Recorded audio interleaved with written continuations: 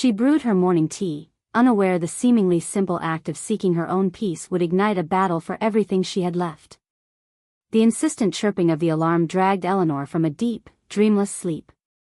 73 years old today, she thought, a faint smile playing on her lips. It was 6 a.m., the same time she'd risen for decades, a habit forged in the relentless rhythm of opening the family hardware store by 8. Her late husband, Richard, had always preached about discipline, about early risers inheriting the day. Richard had preached a lot of things. Most of his so-called wisdom, she now realized, was just empty words. She slipped from the bed she'd occupied alone for the past 10 years and walked to the window. Boston was beginning to stir with her. Old Mr. Henderson, the mailman, was already on his rounds. Mrs. Goldstein was walking her poodle, and the lights were on in the Miller bakery. 50 years she'd seen this same tableau, yet the faces changed. Mr. Henderson's father had delivered the mail once. Mrs. Goldstein used to have a Siamese cat instead of a dog. The Miller family had owned the bakery back then. And she, Eleanor, wasn't an old woman with aching joints, but a young woman with 3 vibrant children and a husband who promised her the world. Her reflection in the windowpane was a stark reminder of how little was left of that youthful image. Gray hair she'd stopped dyeing 5 years ago, wrinkles she'd stopped hiding under makeup around the same time, arms with protruding veins and gnarled joints, the legacy of years spent working in the hardware store she and Richard had run. She could still feel the phantom ache of heavy nail boxes, paint cans, and rolls of wallpaper, endlessly shifted from one place to another. The phone on the nightstand remained silent. She hadn't expected a call. Her children rarely remembered her birthday. Last year, Sarah had sent a card, 3 days late. David had sent a text message. And Michael had called, but only to ask for money for a new sound system. She pulled on an old robe, shuffled down to the kitchen, and put the kettle on. The fridge, half empty as usual, why cook for one? Yielded an egg, some cheese, and the last tomato. An omelet for a birthday breakfast. Why not? As she cooked, her thoughts drifted, as they often did, to the past. The day she met Richard Sterling at a local school dance. She was just 18, he was 22, freshly back from the military, so handsome in his uniform, with a confident smile and thrilling tales of far-off places. Eleanor had never traveled outside Boston, and she'd listened, mesmerized. 3 months later, they were married. A year after that, Sarah was born. Eleanor remembered holding her, so tiny, so fragile. Richard had been thrilled, especially when David arrived 2 years later. A son. A continuation of the family name. They lived in a small apartment above the hardware store Richard had inherited from his father. Money was always tight, but they were young, full of hope. Michael was born when she was 25, an unplanned, but dearly loved, 3rd child. Richard had started drinking by then, not heavily, but steadily. The store wasn't thriving as he'd hoped, and he drowned his frustrations in whiskey. Eleanor began working more at the store, leaving the children with her mother. When her mother fell ill, Eleanor found herself torn between the kids, the business, and nursing her mom. Richard stayed out later and later, returning home more frequently, stumbling and cursing. He never laid a hand on her, she couldn't blame him for that. But words, she knew, could cut deeper than any fist, especially when spoken by the person you loved. She remembered Sarah, at 12, asking why she didn't leave her father. Because family comes first, honey, she'd replied then.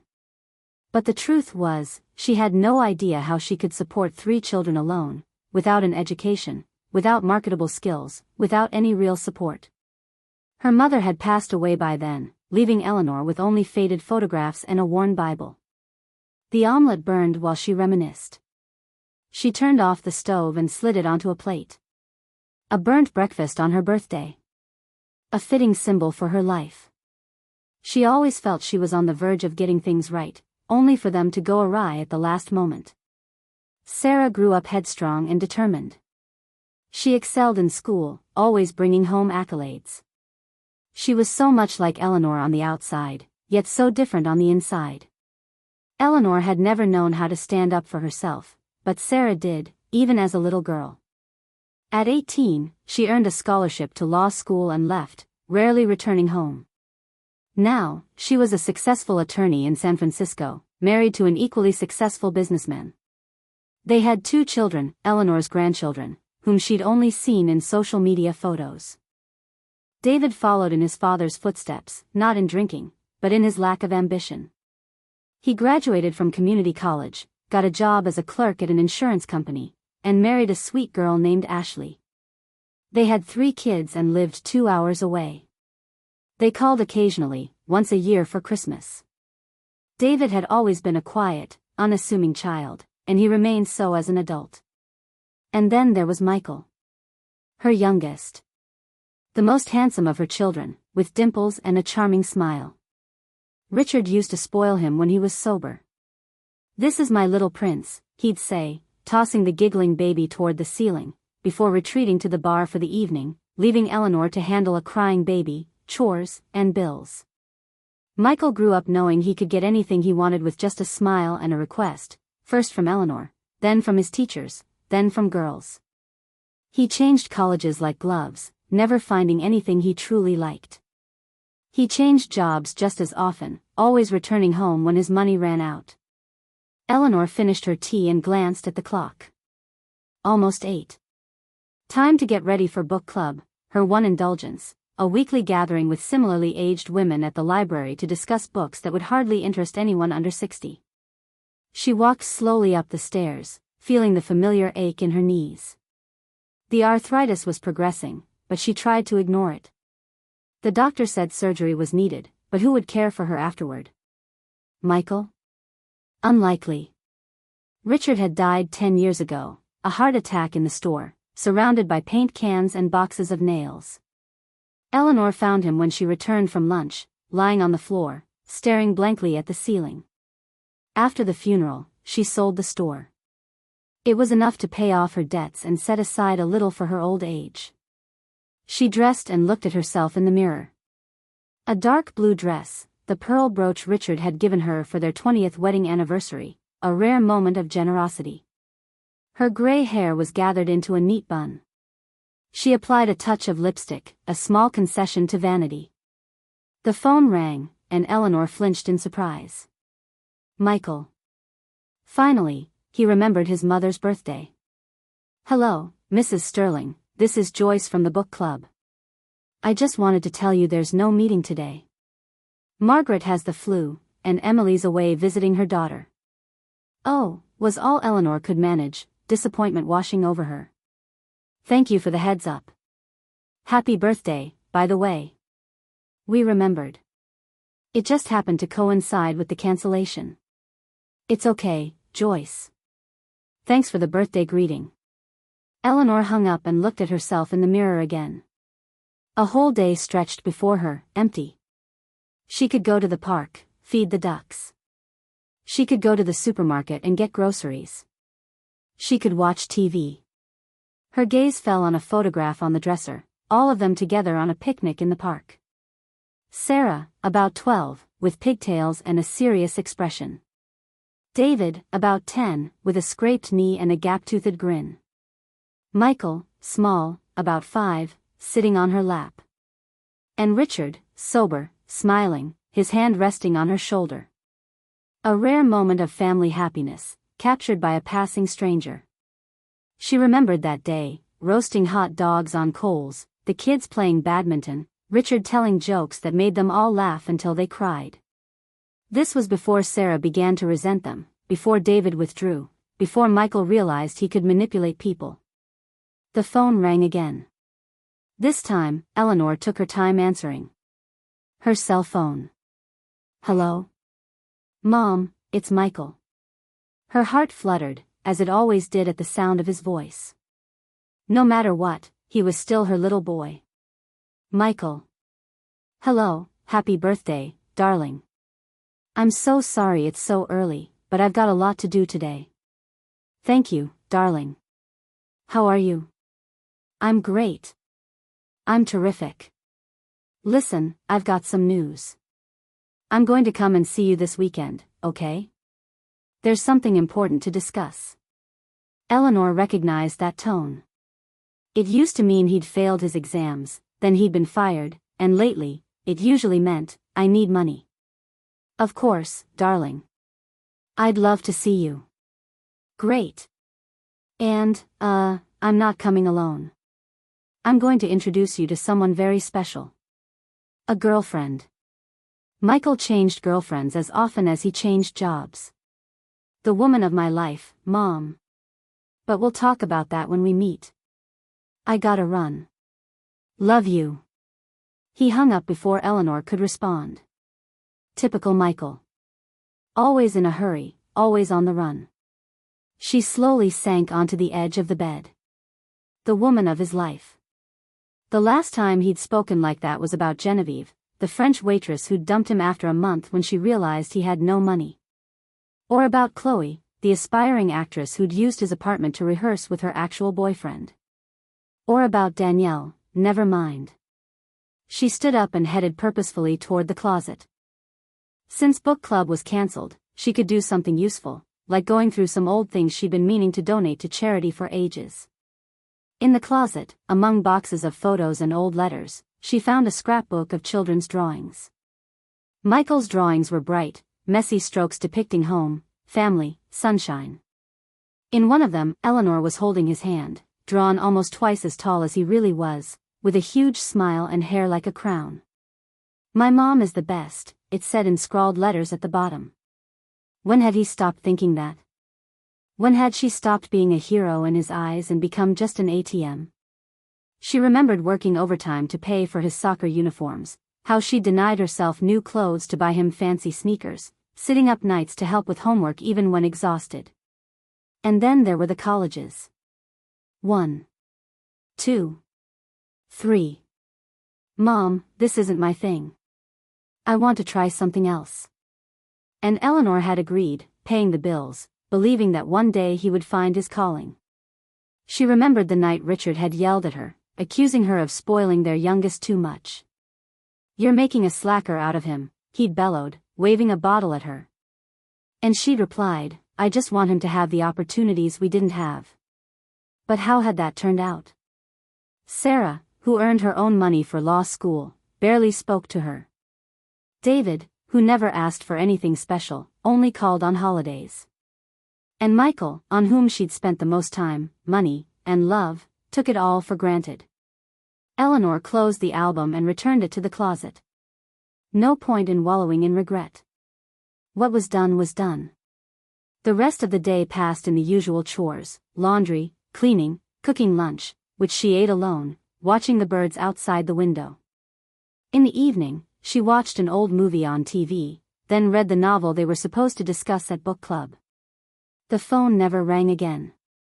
Neither Sarah nor David remembered her birthday. Or maybe they remembered but were too busy with their lives to call. Before she went to bed, she popped a pill for blood pressure, for arthritis, for insomnia, and looked at Richard's picture on the nightstand. Look what our life has become, she said to his smiling face. You're gone, and I'm left alone in an empty house with kids who barely remember me. Richard, of course, didn't answer. He'd never been particularly talkative, even in his lifetime. Eleanor turned off the light and lay staring into the darkness. Michael would be here this weekend, with the woman of his life. She wondered what she was like, this new girl. She hoped he had better luck this time. She hoped she didn't break his heart like the others. And she hoped she didn't have to put him back together again. She closed her eyes, feeling the pills begin to take effect, fogging her mind. Tomorrow would be a new day, just like today, and just like yesterday, and just like all the days before that since she'd been alone in this house full of memories. Years of sacrifice, years of work, years of caring for others. And what was left for her? Silence. Loneliness. And occasional calls from a son who needed something. But he's still my son, and I still love him no matter what, because that's what mothers do, love their children unconditionally, even when it hurts. Saturday morning was surprisingly sunny for late October. Eleanor was up earlier than usual. Sleep had long been an unreliable companion. She was awake at first light, preparing for the arrival of Michael and his mysterious companion. The whole house sparkled. She'd spent yesterday cleaning as if expecting royalty, not her own son who'd spent years living amidst scattered socks and unwashed plates. But she wanted everything to be perfect. Maybe this new girl truly was special. Maybe she would finally make her Michael happy and responsible. Eleanor made his favorite apple pie, baked chicken with herbs, and prepared potato salad from her mother's recipe. The table was set with the best tablecloth, the one they only used on special occasions when Richard was alive. The doorbell rang at 2 o'clock sharp, unusual punctuality for Michael, who was usually at least an hour late. Eleanor fixed her hair, smoothed the creases in her dress, and went to open the door. On the doorstep stood her son, handsome as ever in a suit that clearly cost more than he could afford. Next to him was a tall, slender blonde with flawless makeup and cold blue eyes. Around her neck sparkled a necklace that looked too expensive for a casual visit to her future mother-in-law. "Mom." Michael hugged her with an enthusiasm that seemed a bit contrived. "You look beautiful. I'd like you to meet Isabella. Isabella Reynolds. The love of my life." The girl smiled a rehearsed smile and held out a perfectly manicured hand. "Mrs. Sterling, it's so nice to finally meet you. Michael has told me so much about you." Her voice was melodic, but something about it made Eleanor wary. Perhaps it was the slight note of condescension she'd learned to recognize over the years of working in the store, serving rich customers who looked down on her. "Please, come in," Eleanor said, stepping aside. "Lunch is almost ready." They entered the house, and Eleanor noticed Isabella glancing around her modest living room, an old couch, a worn rug, family photos in plain frames. Something akin to disappointment flashed in her eyes. "What a cozy place," Isabella said, and Eleanor could almost physically feel the falseness in her compliment. "Thank you," Eleanor replied.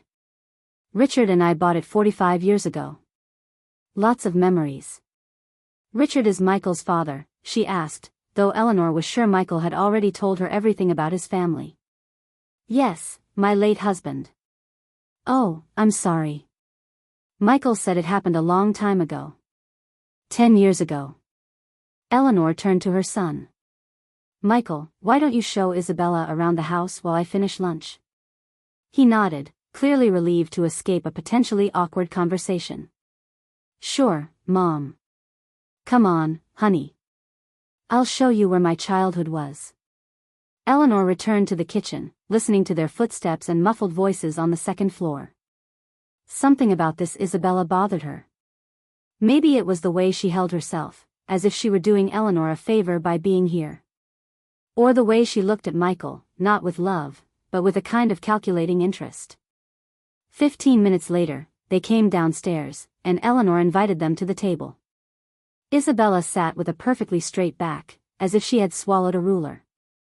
Michael sat beside her, casting her a steady glance of adoration mixed with uncertainty.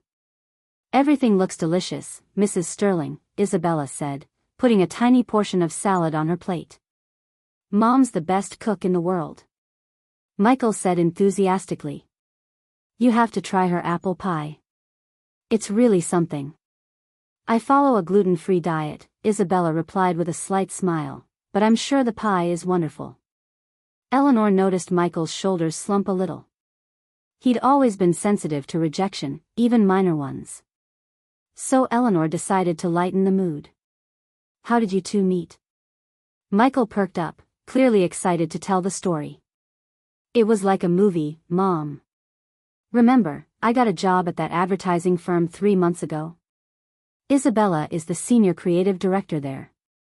She just came into my office to get some paperwork, and I was just clearing out the clutter on my desk and accidentally dropped a stack of documents, and she helped me pick them up and our hands touched Anne.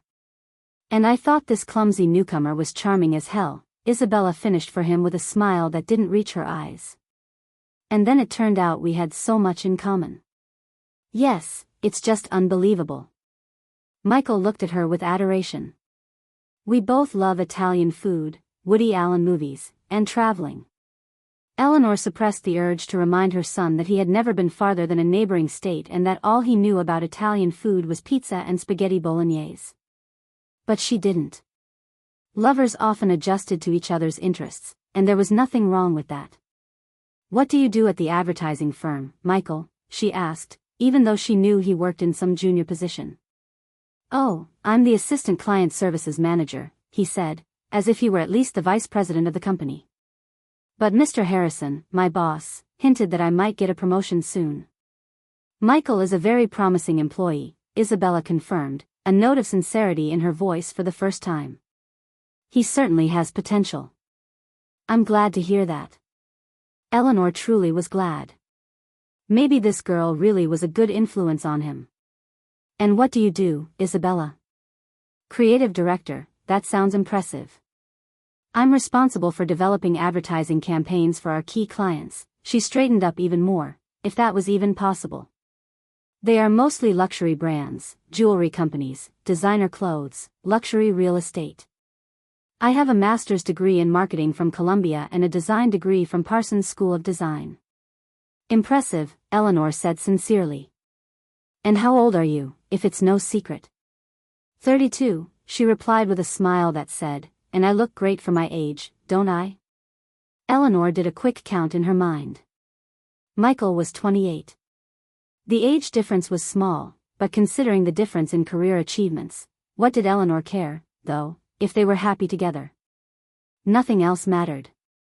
"And you're in a committed relationship?" she asked, though it was obvious from the way they were holding each other.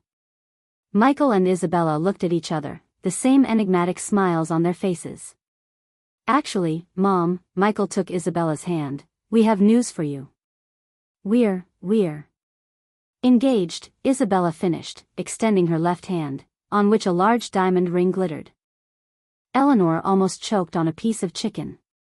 They'd only known each other for 3 months, and they were already engaged. That's wonderful," Eleanor said, trying to sound sincere. "Congratulations to both of you." "Thank you, Mom." Michael was glowing with happiness. "I knew you'd be happy. We're planning to get married in the spring." "So soon?" Eleanor couldn't hide her surprise. "April 16th, Isabella clarified. "That's the perfect time for the wedding. We're planning everything. Everything is almost organized." "You're very quick," Eleanor said, putting on more salad to keep her hands busy. "When you know it's fate, why wait?" Michael brought Isabella's hand to his lips and kissed her fingers. She smiled at him with the same cold smile that did not affect her eyes. "And where will the wedding take place?" Eleanor asked, anticipating that she wouldn't like the answer. "At the Golden Oaks Country Club," Isabella replied with apparent pleasure. "It's the most prestigious wedding venue in the area. They have a stunning ballroom overlooking the lake and gorgeous gardens for photo shoots." Eleanor knew this club, or rather, she had heard of it. It was one of those places where people like her aren't even allowed on the doorstep. Membership there cost tens of thousands of dollars a year, and even for members, it cost astronomical sums to rent space for events. "Sounds expensive," Eleanor said cautiously. "It's worth it," Isabella said. "We want our day to be special. You have no idea, Mom, what a wedding it's going to be." Michael excitedly stepped forward. 300 guests, including several celebrity clients of Isabella's. A live band. A 5-tiered cake by the best pastry chef in town. Fireworks over the lake as a finale. 300 guests. Eleanor couldn't hide her amazement. "Michael, you don't even know that many people. They're mostly colleagues, business associates, and friends of Isabella's," he shrugged, as if it didn't matter. "Important connections for our future." "And I thought weddings were for the nearest and dearest," Eleanor muttered. "Times have changed, Mrs. Sterling," Isabella gave her an indulgent smile. "Modern weddings are also a social occasion, an opportunity to make an impression and build connections." Eleanor remained silent, realizing that any argument she made would be seen as old-fashioned and backward. "What about your dress?" she asked, trying to show interest in their plans. Isabella's eyes lit up for the first time in the whole conversation. Oh, it's something special. It's going to be an exclusive design by Vera Wang, sewn especially for me. I'm flying to New York next week for my first fitting. Vera Wang. Even Eleanor, far from the world of high fashion, knew that her dresses cost at least a few tens of thousands of dollars. What about you, Michael? Eleanor turned to her son.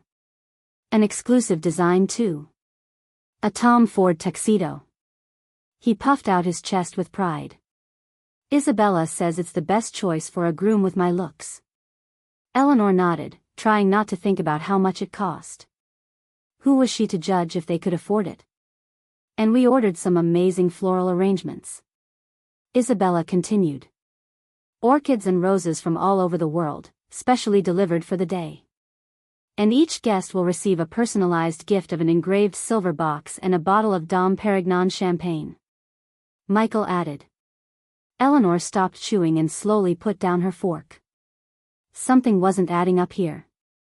Michael, who a month ago had asked her for a loan of $500 to fix his car, was suddenly planning a wedding that would cost. Pardon my indiscretion, but how much will all this splendor cost you? Eleanor asked directly. Isabella and Michael looked at each other again, but this time there was a kind of conspiratorial tension in their gazes. About $300,000, Michael finally answered. But it's worth it, Mom. It's a once-in-a-lifetime day. Eleanor felt dizzy. $300,000. A sum that neither Michael nor even the successful Isabella could have for nothing. Who's going to pay for this wedding? Her voice sounded weaker than she would have liked. There was a pause. Michael cleared his throat, avoiding her gaze. Well, actually, Mom, we thought you were going to help us with this. Eleanor stared at him, not believing her ears. Me? Michael, I don't have that kind of money.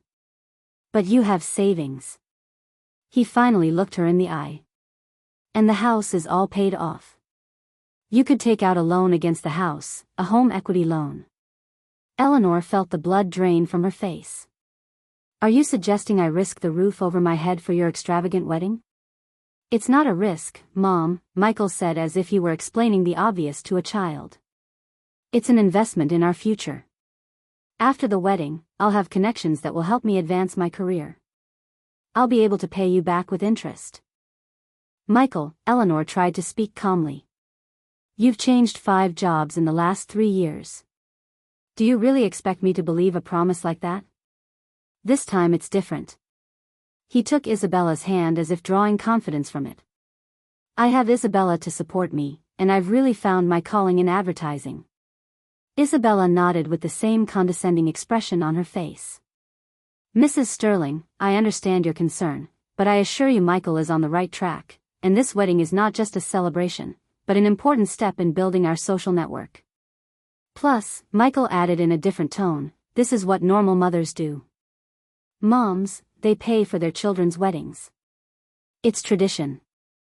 Tradition says that the bride's parents pay for the wedding, Eleanor objected, even though she knew she was grasping at straws.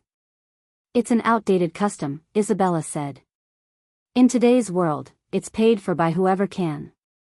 My parents died when I was a teenager, and I only have an aunt who barely makes ends meet. And my father left us no inheritance, Michael said. Just you, Mom, and I know you have plenty of money after selling the store. Eleanor felt anger rising inside her. He spoke as if she were hiding some great wealth from him. Michael, she said slowly, trying to control herself.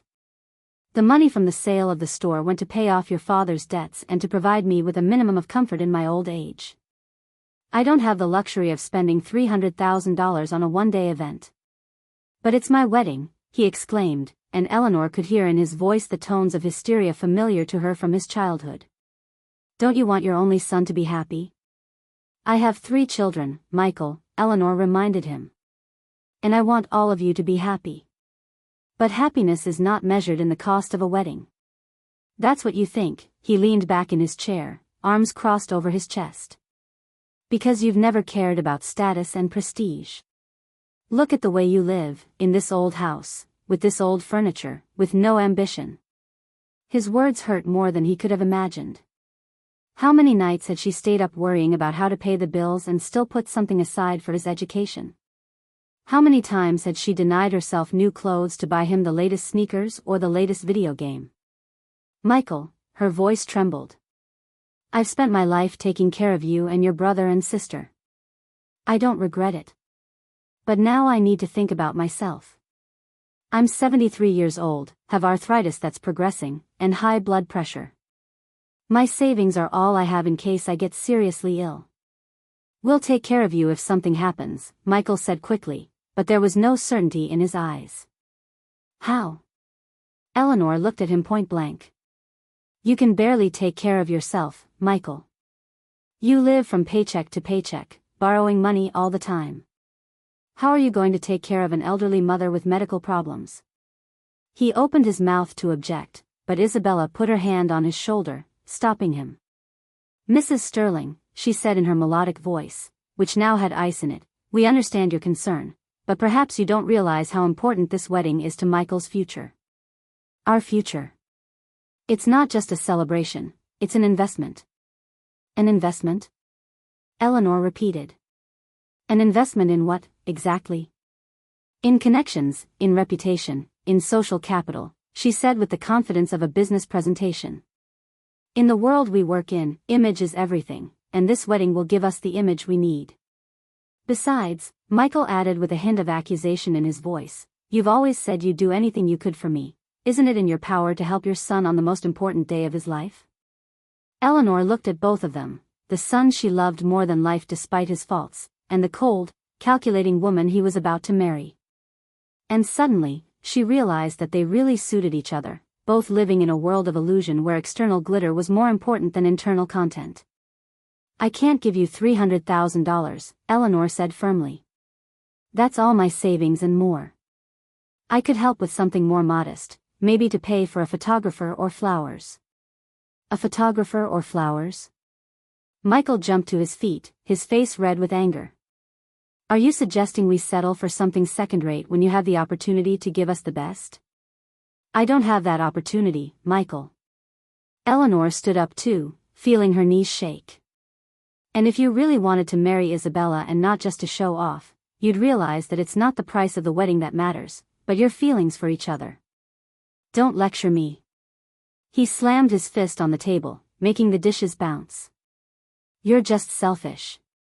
All your life you've only thought about yourself. Eleanor recoiled as if he'd hit her. How could he say that after all the sacrifices she'd made for him?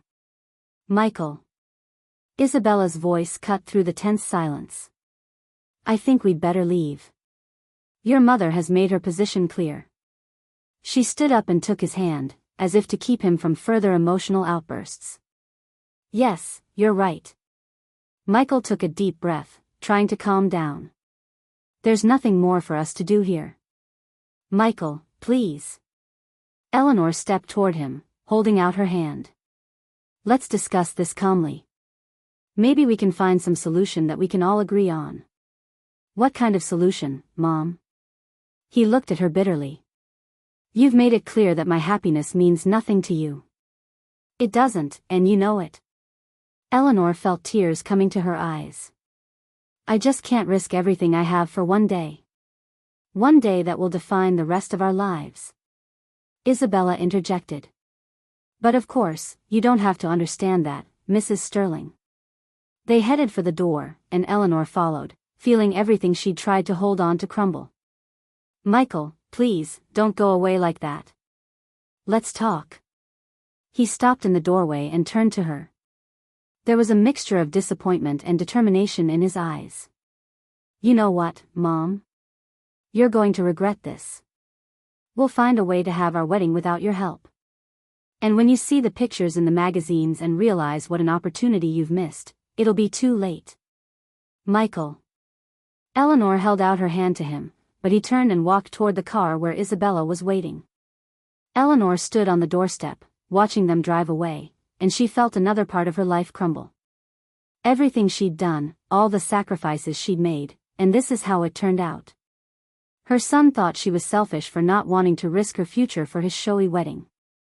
The door closed behind them, and Eleanor was alone in the quiet of the house, where the table was still set for a celebratory dinner that had turned into a disaster. The apple pie, Michael's favorite pie, remained untouched.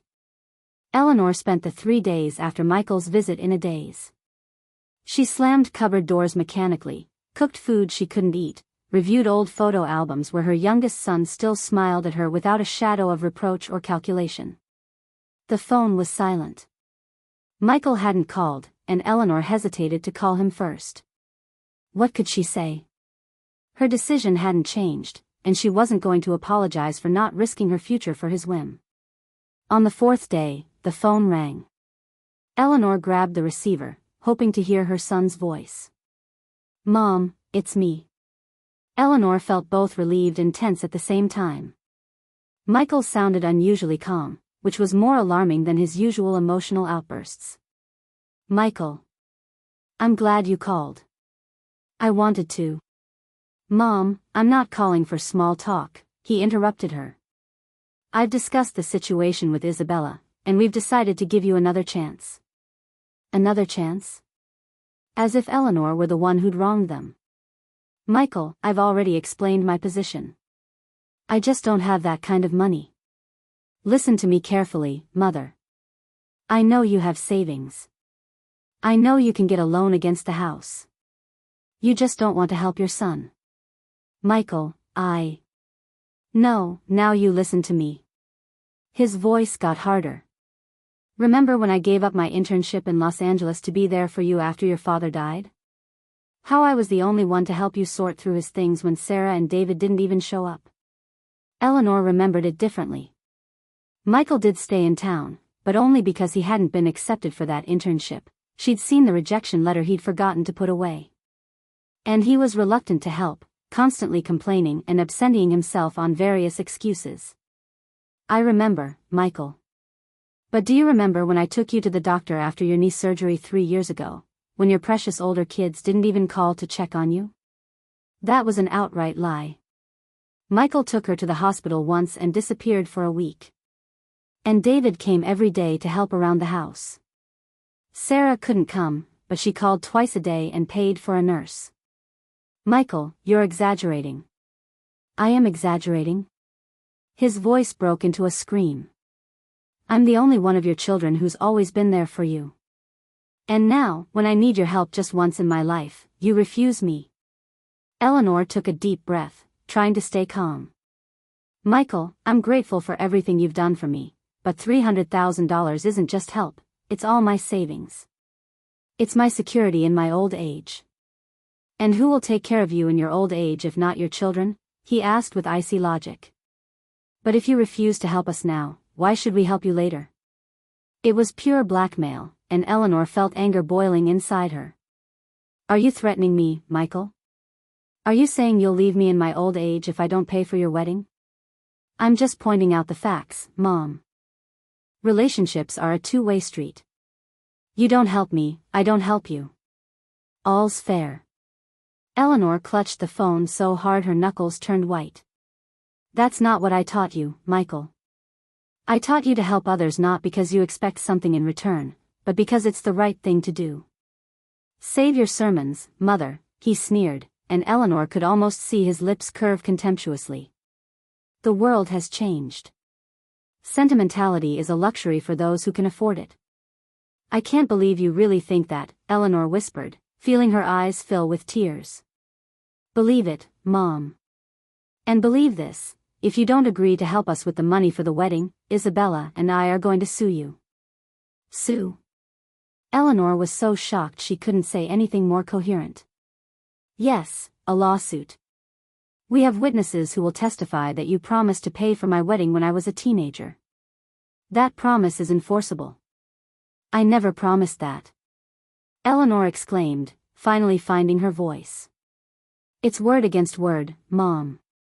And you know what? The court is more likely to believe a young couple building a life than an older woman who may have just forgotten her promise. Especially when we have multiple witnesses." "You're lying, Michael." Eleanor felt something inside her snap. "You're willing to lie under oath to get the money." "I'm willing to do whatever it takes to make sure Isabella and I have the wedding we deserve," he answered without a shadow of remorse. Think about it, Mom. You have a week to change your mind before we file suit. He hung up, leaving Eleanor in the deafening silence of the kitchen. She slowly lowered herself into a chair, feeling her knees shake. Her own son was threatening her with a lawsuit. Her own son was willing to lie to get her money. The week passed like a blur. Eleanor hardly slept at all, constantly replaying the conversation with Michael in her head, trying to figure out how we'd gotten to this point. Where had she gone wrong in raising him? What had she done wrong? On the 8th day after his call, the doorbell rang. On the doorstep stood a young man in a strict suit, with a folder in his hands. Mrs. Eleanor Sterling, he asked in a formal tone. Yes, that's me. You have a summons? He handed her an envelope. The plaintiffs are Michael Sterling and Isabella Reynolds. You're charged with breach of oral contract and infliction of emotional distress. The hearing is set for 3 weeks from today in Boston Town Court. Eleanor took the envelope with her shaking hands. The young man nodded and left, and Eleanor was left standing in the doorway, unable to move. He had really done it. Her son had really sued her. Eleanor closed the door and walked slowly into the living room, sinking into a chair, still clutching the envelope in her hands. Emotional damage. Breach of oral contract. The words danced before her eyes, refusing to form meaningful phrases. Eleanor didn't know how long she sat like that, staring at the same spot. When she finally woke up, it was dark outside the window. She had to do something. But what? Hire a lawyer? She didn't have that kind of money.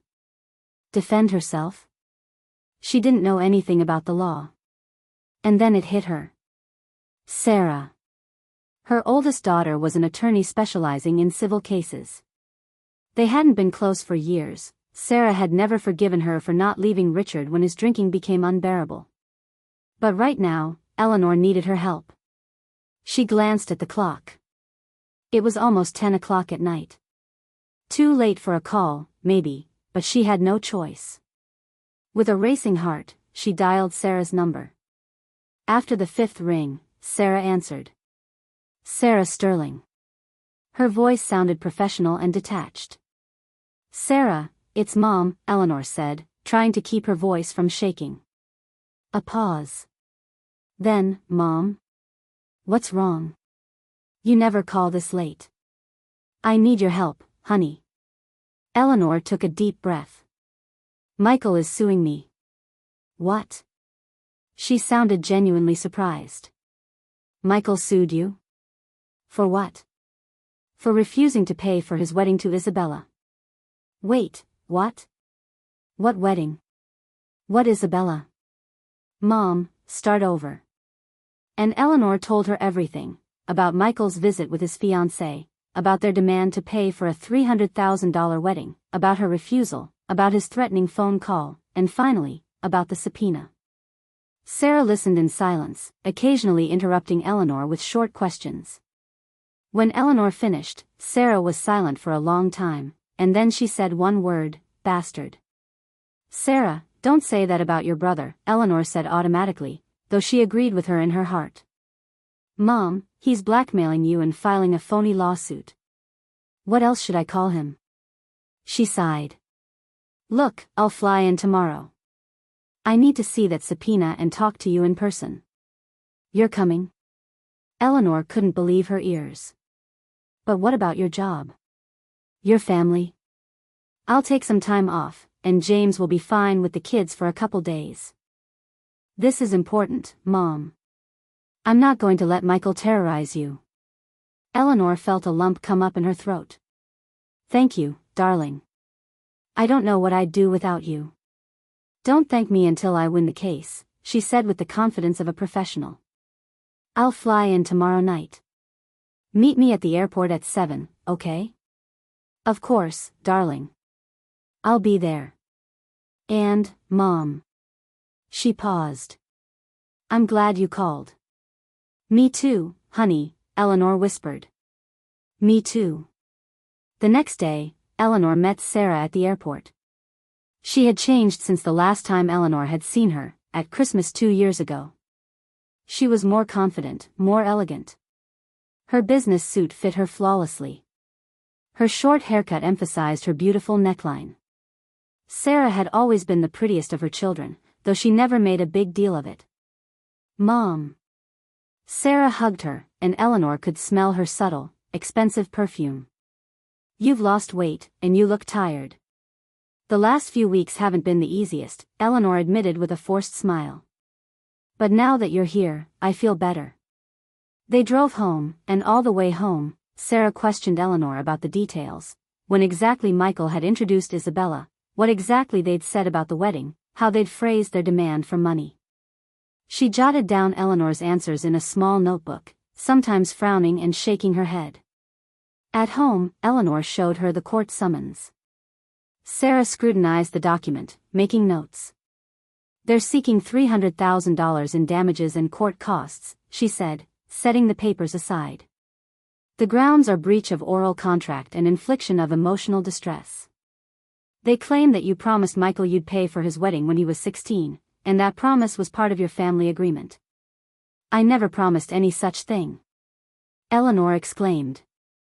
"I may have said something like, 'Someday you'll get married and we'll have a beautiful wedding,' but that was just motherly talk, not a promise to pay for an extravagant $300,000 celebration."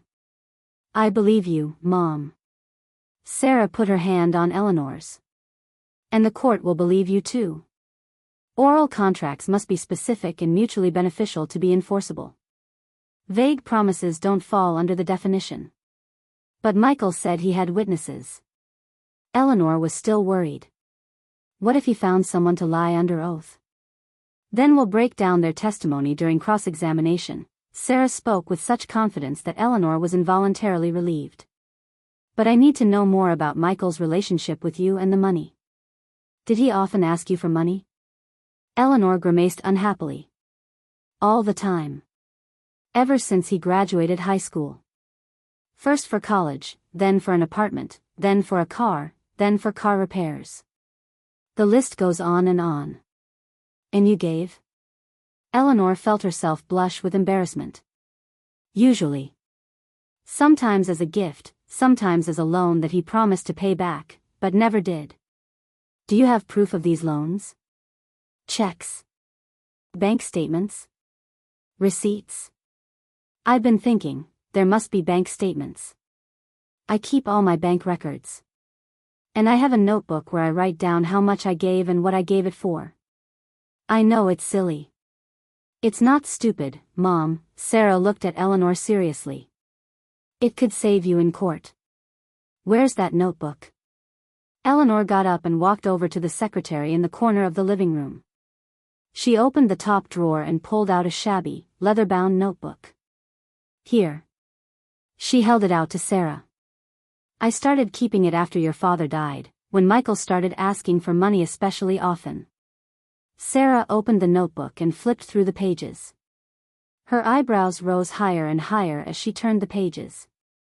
"Mom, there are tens of thousands of dollars in here, over the last 10 years. And that's just the loans, not counting the things you've given him for birthdays and holidays." Eleanor nodded, feeling a strange mixture of embarrassment and relief that someone was finally seeing how much she'd given to her youngest son. "I know. I tried to help him get back on his feet. But every time, something new happened. He lost his job, or his car broke down, or he needed to pay off credit card debt." "Did he ever pay you back any of that money?" Sarah asked, though her tone made it clear she already knew the answer. "No," Eleanor shook her head. "Always promising, but never giving it back." Sarah closed the notebook and put it on the table. "Mom, I think we should countersue." "A countersuit?"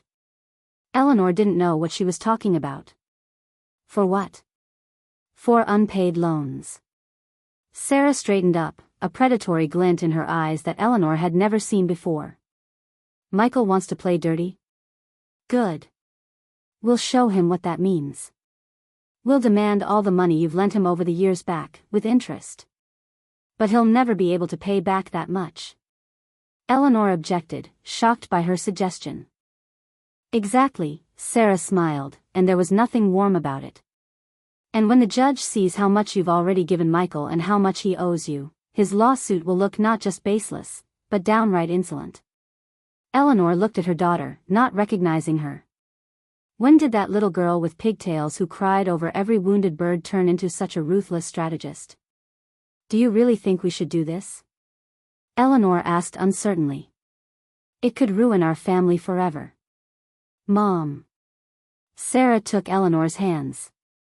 Michael already destroyed the family when he decided to sue you. He's declared war, and we have to defend ourselves, not out of revenge, but to protect you and your future. Eleanor took a deep breath. Sarah was right, as bitter as it sounded. Okay, Eleanor said. Let's file a countersuit. Sarah nodded and opened her notebook again. I'll prepare all the documents. We'll need bank statements, witness statements, perhaps David can corroborate some of the facts. And all the evidence we can gather. David? Eleanor was surprised. You want to drag David into this? Mom, this is a family matter. David needs to know what's going on and decide which side he's on. Eleanor had never thought of it in those terms, whose side? But Sarah was right. Michael, with his lawsuit, forced all of them to choose sides. I'll call him tomorrow, Eleanor said tiredly. It's too late now. Good. Sarah stood up. Now you need to get some rest. We'll have a lot of work tomorrow. She leaned over and kissed Eleanor on the cheek, a gesture Eleanor hadn't seen from her in years. Good night, Mom. And don't worry. We won't let Michael win this battle. Eleanor watched her walk up the stairs, confident, strong, determined. Her daughter who had come to protect her despite years of estrangement. Maybe something good will come out of this whole nightmare, Eleanor thought. Maybe I could finally rebuild a relationship with at least one of my older children. The next day, Sarah and Eleanor began preparing for trial. Sarah had drafted a counterclaim demanding that Michael pay back all the money Eleanor had lent him over the past 10 years, an amount she estimated at over $120,000, not including interest. We'll file the countersuit tomorrow, Sarah said, closing her laptop. And we'll see how Michael reacts when he gets the summons. Eleanor had never been to the courthouse. The grand, red brick structure with its tall columns and wide staircase was awe-inspiring and unsettling. Sarah's hand, supporting Eleanor under her elbow, was the only thing that gave her the strength to climb those steps. It's going to be okay, Mom, she said, as if reading Eleanor's mind. We have a strong case and irrefutable evidence. Eleanor nodded, not trusting her voice. The last 3 weeks passed in feverish preparation. Sarah had worked like a woman possessed, gathering documents, interviewing witnesses, strategizing the defense. David, upon learning of what was happening, immediately took Eleanor's side and provided an affidavit about how Michael had taken advantage of her kindness over the years. Inside, the courthouse looked even more impressive: marble floors, high ceilings, heavy wooden doors. They found the right room and took seats at the defendant's table. Sarah laid out neat folders of documents in front of her, numbered and marked with colorful stickers. Here they are, she whispered, nodding toward the entrance. Eleanor turned around and saw Michael and Isabella entering the hall. Her son looked tense but determined. He was wearing an expensive suit that Eleanor was sure he couldn't afford. Isabella, impeccable as always, walked beside him with her head held high. Their lawyer followed with a smug smile on his face. Their eyes met, Michael's across the hall, and Eleanor felt her heart clench. There was not a shadow of remorse or doubt in his gaze, only cold determination. He quickly averted his eyes and sat down at the plaintiff's table, whispering something to Isabella. The judge, an older man with gray hair and shrewd eyes, entered the room. Judge Miller, as the court clerk introduced him, had a reputation for fairness and strictness. All rise. Case number 827/25, Michael Sterling and Isabella Reynolds versus Eleanor Sterling, before Judge Herbert Miller. They stood up, and Eleanor felt her knees shake. The judge took his seat and looked intently at both sides. Please be seated, he said, and his voice sounded calm and confident. We are here to hear a claim for breach of oral contract and emotional distress, as well as a counterclaim for unpaid loans. Before we begin, I want to remind everyone here that this is a family matter, and I hope that despite their differences, the parties will remain respectful of each other. Mr. Thompson, Michael's attorney, rose from his seat and walked to the center of the room. Your Honor, my clients, Michael Sterling and Isabella Reynolds, an engaged couple planning a wedding, are facing a treacherous breach of promise by Mr. Sterling's mother, defendant Eleanor Sterling. He paused dramatically, glancing around the auditorium where several spectators had already gathered, mostly reporters from the local newspaper and curious Boston residents drawn to the unusual case. When Mr. Sterling was 16 years old, his mother had promised him that she would pay for his wedding when the time came. It was not just a casual remark, but a serious promise made in the presence of witnesses. Mr. Sterling had built his life plans around that promise, and now that he had finally found the love of his life and was preparing to marry, his mother was reneging on her promise, thereby breaking an oral contract and causing my client significant emotional harm. Eleanor listened to this speech with growing indignation. Every word was a lie or a distortion of the truth. She had never made such a promise to Michael, and he knew it well. Sarah stood up for her opening statement. Your Honor, the plaintiff's allegations are not only baseless, they are an attempt at financial fraud. My client, Eleanor Sterling, never made a promise to her son to pay for his wedding, much less a wedding costing $300,000, an amount that exceeds all of her savings. Sarah paused, giving this information a chance to penetrate the minds of those present. Moreover, Michael Sterling has been financially supported by his mother for years, borrowing large sums of money from her, which he has never repaid. As stated in the counterclaim, the total amount of unpaid loans amounted to over $120,000, exclusive of interest. A surprised whisper ran through the auditorium. Eleanor noticed some of the audience turn around to look at Michael, who now looked less certain. Michael was the first witness to be called. After taking the oath, he sat down, looking straight ahead, avoiding Eleanor's gaze. Mr. Sterling, Thompson began. Tell the court about the day your mother promised to pay for your wedding. Michael cleared his throat and began to speak. It was on the day of my 16th birthday. We were sitting around a celebratory table, me, Mom, Dad, and a few family friends. We were discussing my future, and Mom said, "Don't worry about money, Michael, Dad, and I will take care of your education, and when it's time to get married, I'll pay for your wedding." That's a promise. Eleanor clenched her fists under the table. It was an outright lie. The day of Michael's 16th birthday, Richard had been so drunk he could barely speak, and they hadn't even had a celebratory dinner, just a quick cake after school until Dad came back from the bar. And who was present for that conversation? Thompson asked. Our neighbors, Charles and Lisa Green, my high school friend Kevin Davis, and of course my father. During cross-examination, Sarah masterfully demolished Michael's version of events. Mr. Sterling, you claimed that our mother promised to pay for your wedding on your 16th birthday in the presence of Charles and Lisa Green, Kevin Davis, and your father. Is that correct?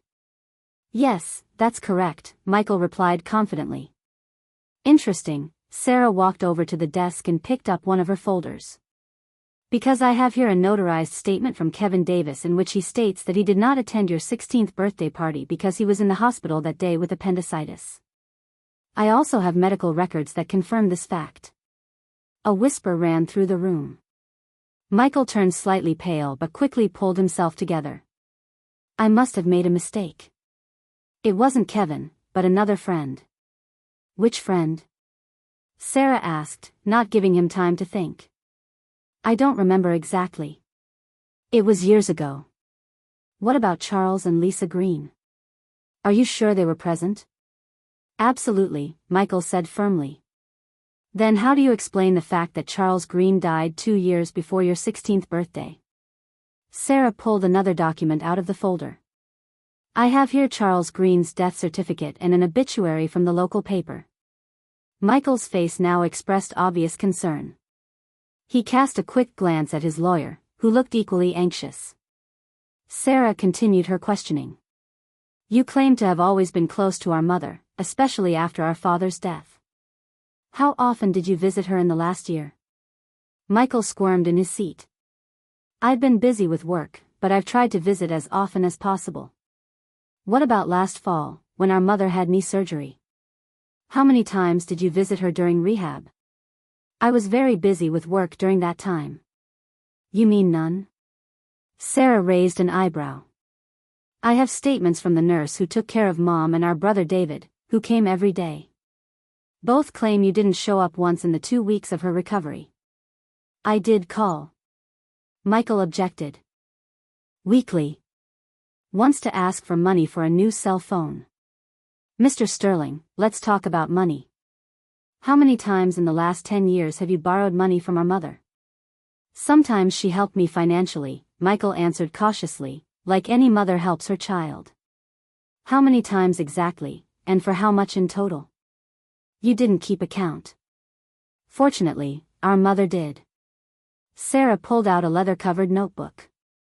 According to her records, supported by bank statements, you've borrowed $122,640 from her over the last 10 years. Have you repaid a dime of that amount? Michael was silent, his face flushed with anger or shame. Eleanor couldn't tell. Mr. Sterling, answer the question, the judge reminded him. No, Michael said at last. But I was going to. I just didn't have the opportunity yet. You have the opportunity to plan a wedding for $300,000, Sarah shook her head. Mr. Sterling, do you know what our mother has been saving for all these years? Old age, I suppose, Michael muttered. For medical expenses. Sarah walked over to the judge and handed him a folder. Your Honor, these are my client's medical records. She has advanced arthritis that requires expensive treatment and heart problems that may require surgery in the near future. Her health insurance only covers a fraction of the costs. The money the plaintiff is demanding for his extravagant wedding is literally money to save his mother's life. The judge looked over the documents, and his face grew serious. He looked at Michael, and there was condemnation in his eyes. Mr. Sterling, were you aware of your mother's medical problems? Yeah, I knew she had some health problems, Michael answered uncertainly, but I didn't think they were that serious. Because you never asked, Sarah remarked. I have no further questions for the witness, Your Honor. The next witness was Isabella. She looked impeccable in her expensive suit and spoke confidently, confirming Michael's version of events. Under Sarah's cross-examination, however, she became confused about details, and it became obvious that her testimony had been carefully rehearsed but did not stand up to critical scrutiny. Thompson then summoned Lisa Green, Charles's widow, who had allegedly been present at that very conversation at Michael's birthday party. Mrs. Green, Thompson began, were you present at Michael Sterling's 16th birthday party? Yes, of course, she answered confidently. My late husband and I were good friends of the Sterling family. And you heard Eleanor Sterling promise to pay for her son's wedding? Absolutely, I did, she said. When it's time to get married, I'll pay for your wedding. That's a promise. I remember that well because I thought how generous of her. Sarah quickly destroyed that testimony as well, revealing that Lisa was an aunt to Isabella, which undermined the credibility of her testimony. When it was the defendant's turn, Sarah called Eleanor. Eleanor sat down on the witness stand, feeling her heart pounding hard. Mrs. Sterling, Sarah began in a formal tone, did you ever promise your son Michael that you would pay for his wedding? No, Eleanor answered firmly. I might have said something like, someday you'll get married and we'll have a beautiful wedding. But that was just motherly talk, not a specific promise to pay for a $300,000 wedding. Tell the court about your financial situation. Eleanor took a deep breath. After my husband died 10 years ago, I sold our family store. The proceeds were used to pay Richard's debts and to build up a small emergency fund for me, for my old age. I live on a small pension and interest from those savings. Over the last 10 years, I've lent Michael a considerable amount of my money, hoping to help him get back on his feet. And exactly how much did you lend him? Over $120,000. Eleanor looked at Michael, who lowered his eyes.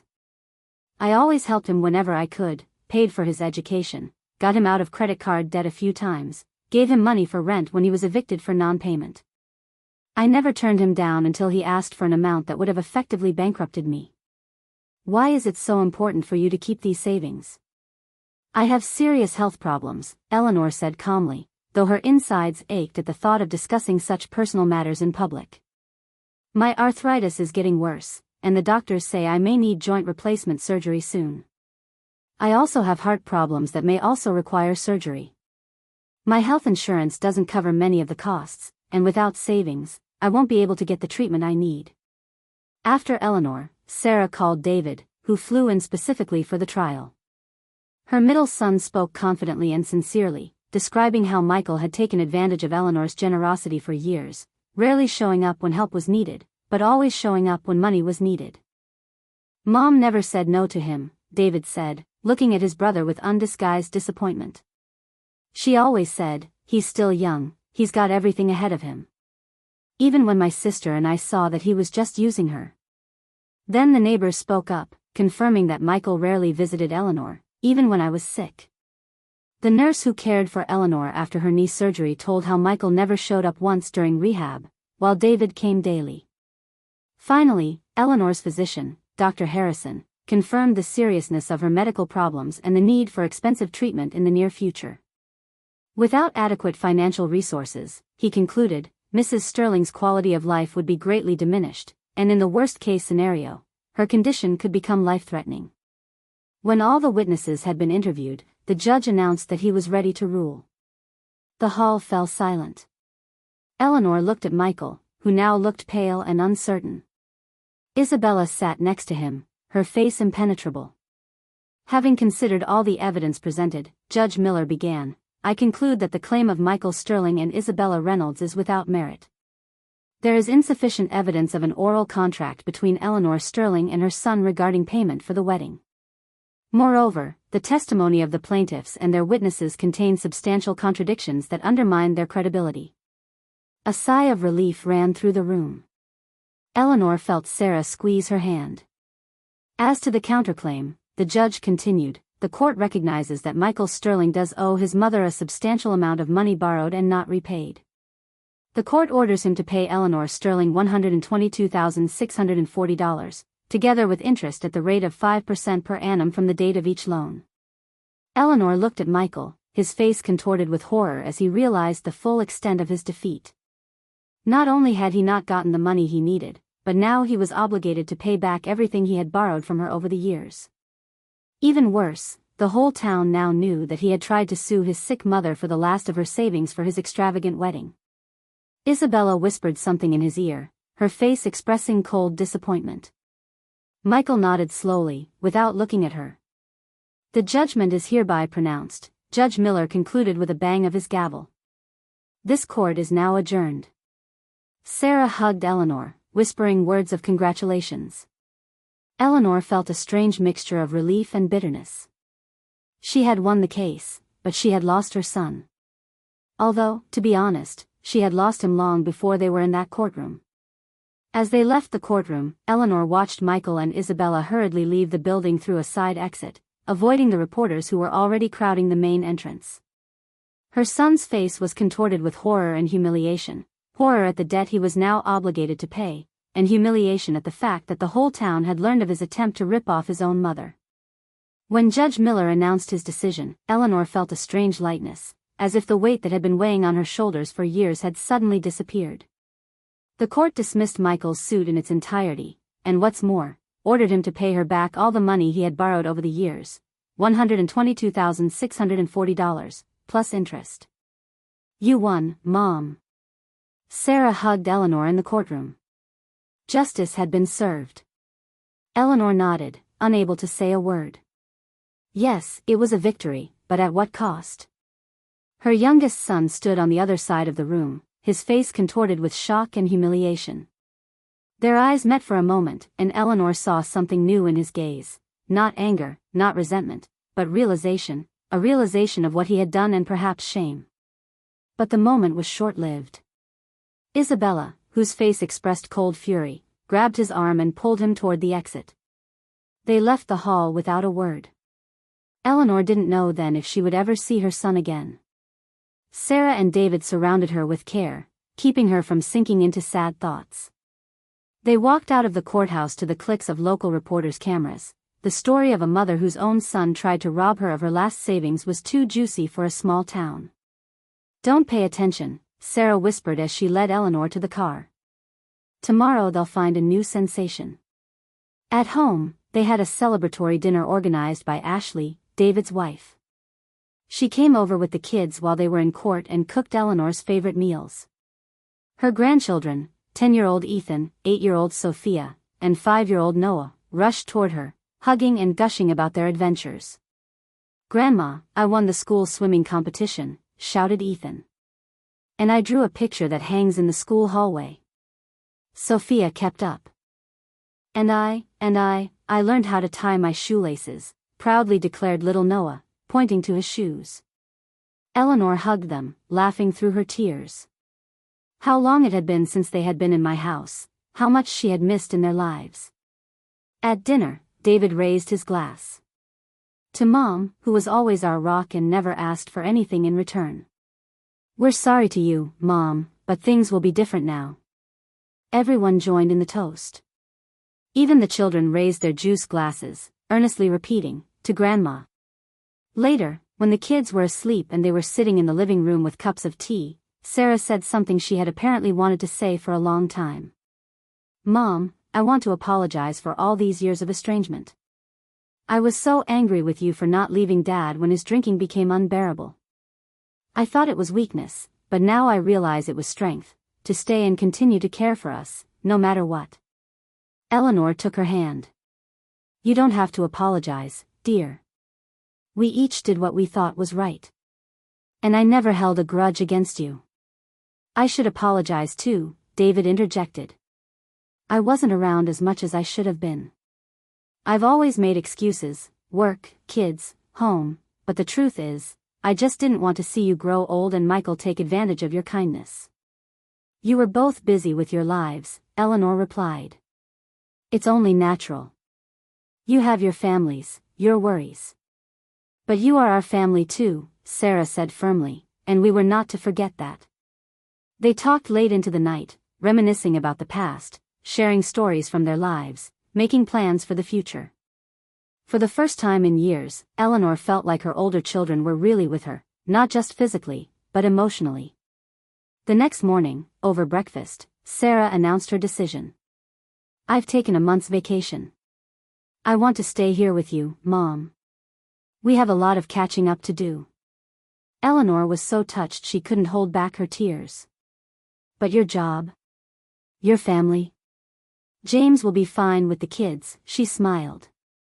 "Besides, they'll be here for the weekend, and work isn't going anywhere. I can do some things remotely. David has also decided to take a week off to spend time with me and Sarah," he said. "Ashley and the kids will stay too. The house will be full of life, just like the old days." Eleanor couldn't believe her happiness. After so many years of loneliness, her house was once again filled with voices, laughter, and warmth. A week after the trial, Eleanor received a letter from Michael. A short note, just a few lines. "Mom, I don't know if I'll ever be able to atone for what I've done, but I will try. Isabella's gone. I think it's for the best. I'm starting fresh. Michael." No apology, no promise of a refund, but Eleanor hadn't expected it. For Michael to admit he was wrong was already a big step. "Give him time," Sarah said when Eleanor showed her the letter. "He has a lot to realize." Eleanor nodded, knowing she was right. No matter how much Michael hurt her, he was still her son, and Eleanor still loved him, no matter what.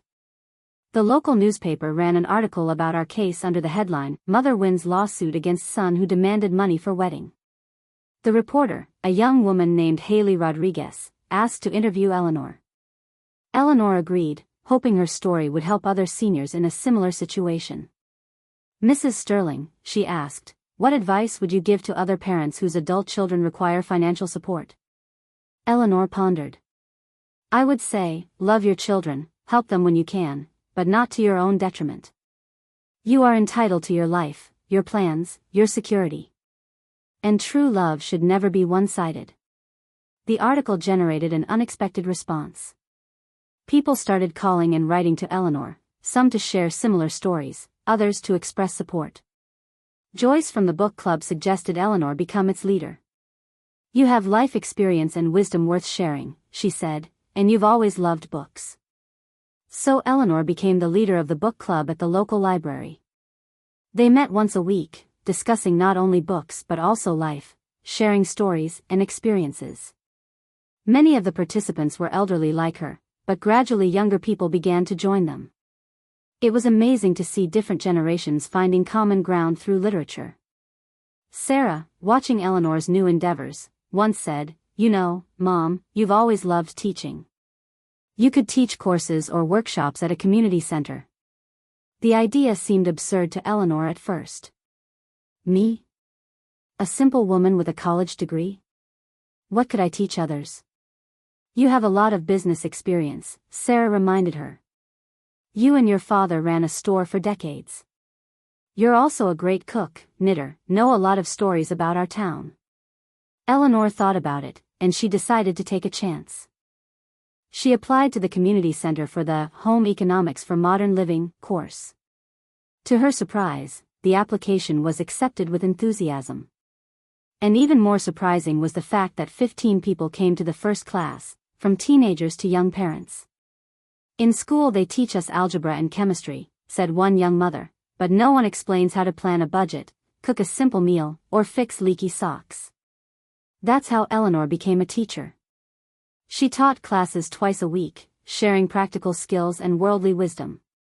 Seeing her students' eyes light up when they learned a new skill was incredibly inspiring. Eleanor decided to spend some of the money from the trial, although Michael has only paid a small portion so far, on herself. All her life, she had been saving, denying herself small pleasures. Now, it was time to live for herself. Her first folly was a trip to Europe, a lifelong dream. Sarah helped her organize a 2-week tour of Italy and France. Eleanor was afraid to go alone, so David suggested that his oldest son, her grandson Ethan, come with her. "It would be good for him to spend time with his grandmother and see the world," he said, "and you'll feel more comfortable with a companion."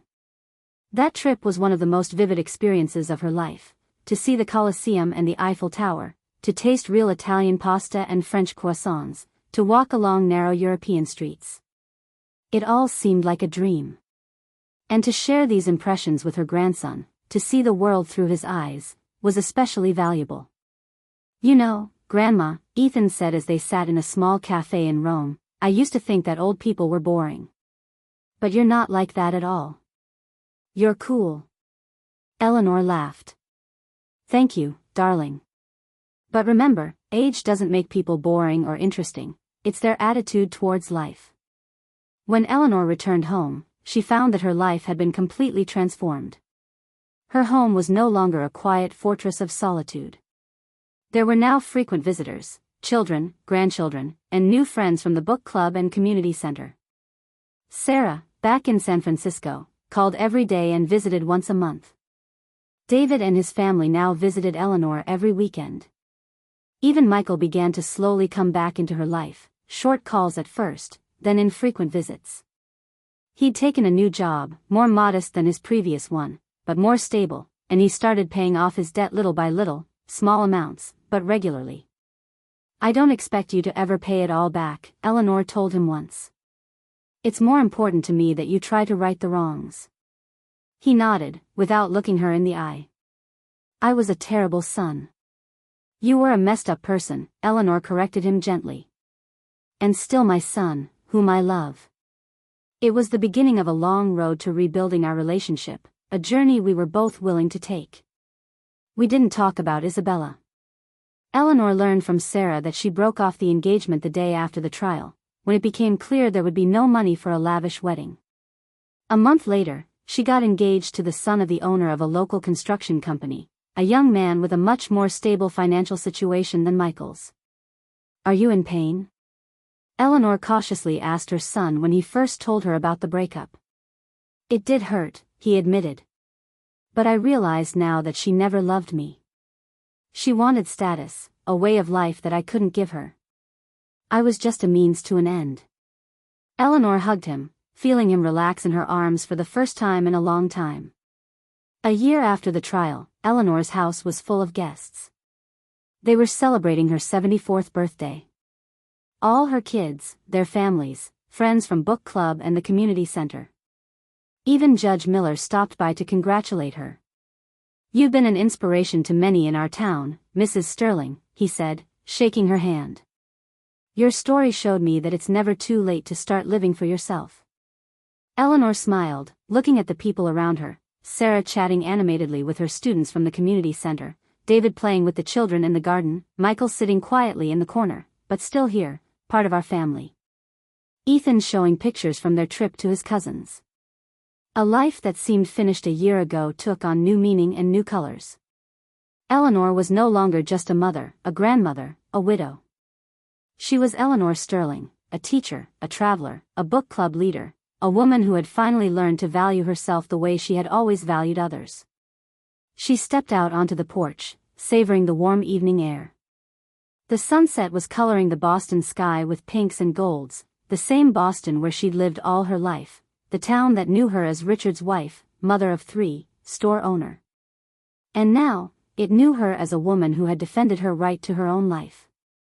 Sarah followed her out and stood beside her, putting her hand on her shoulder. "What are you thinking about, Mom?" Eleanor smiled, looking out at the sunset. "About how sometimes the end of one story becomes the beginning of another, much more interesting one."